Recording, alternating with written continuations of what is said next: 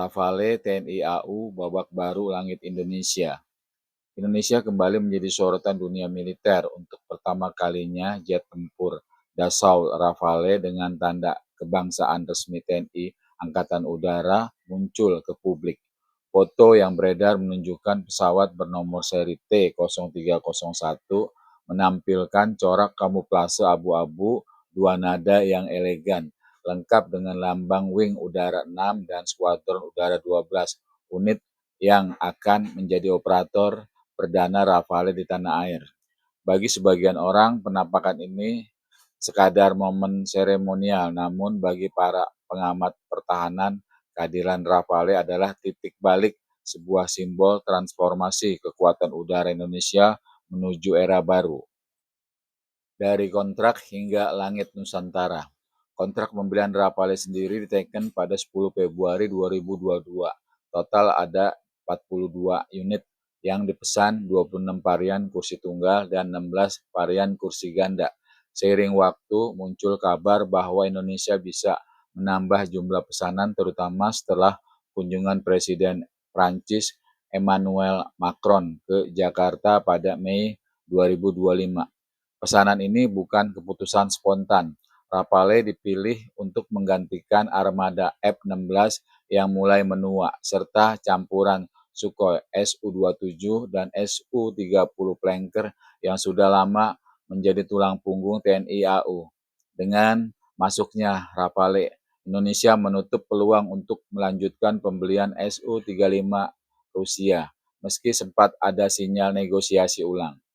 Di sisi lain, Indonesia juga menjalin kontrak untuk KAI KF-21 Baromai dari Korea Selatan dan TAI Kaan dari Turki. Dengan demikian, dalam satu dekade mendatang, langit Indonesia akan dijaga oleh kombinasi 3 platform tempur generasi baru, memadukan kekuatan teknologi Barat dan Asia. Belajar langsung di negeri asal Rafale. Modernisasi alutsista bukan hanya soal membeli pesawat, tapi juga membangun kemampuan Indonesia di baliknya. Karena itu, sejak Agustus 2025, 4 pilot dan 12 TNI AU berada di Prancis. Mereka menjalani pelatihan intensif di Pangkalan Udara Saint-Dizier hingga Desember.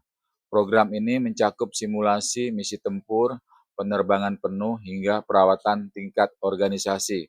Para teknisi Indonesia berlatih langsung di hanggar bersama Skuadron Operasional Angkatan Udara dan Antariksa Prancis.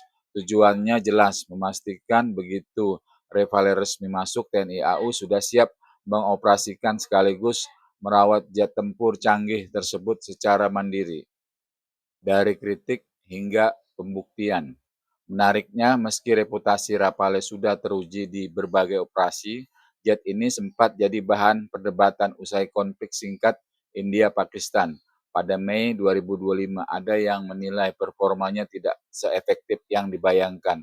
Namun, para analis menekankan bahwa masalah itu bukan berasal dari desain Rafale, melainkan dari faktor intelijen dan prosedur tempur yang keliru. Sistem avionik mutakhir serta paket perlindungan Spectra tetap dianggap salah satu terbaik di dunia. Bahkan pengalaman tempur tersebut justru mendorong negara pengguna untuk memperbarui taktik dan prosedur operasi agar lebih efektif. Sinyal kekuatan baru di Asia. Dengan hadirnya Rafale ditambah KF-21 dan Kaan yang segera menyusul, Indonesia sedang membangun tulang punggung kekuatan udara generasi baru. Strategi ini tidak hanya memperkuat pertahanan udara nasional, tapi juga mengirimkan pesan strategis ke kawasan bahwa Indonesia serius menata ulang modernisasi militernya dengan fokus pada pesawat tempur multiguna berteknologi tinggi. Bagi rakyat Indonesia, mungkin yang terlihat hanyalah siluet sebuah pesawat baru di langit, namun di baliknya ada cerita panjang tentang diplomasi, strategi pertahanan, hingga transfer teknologi yang akan menentukan posisi Indonesia di peta geopolitik Asia.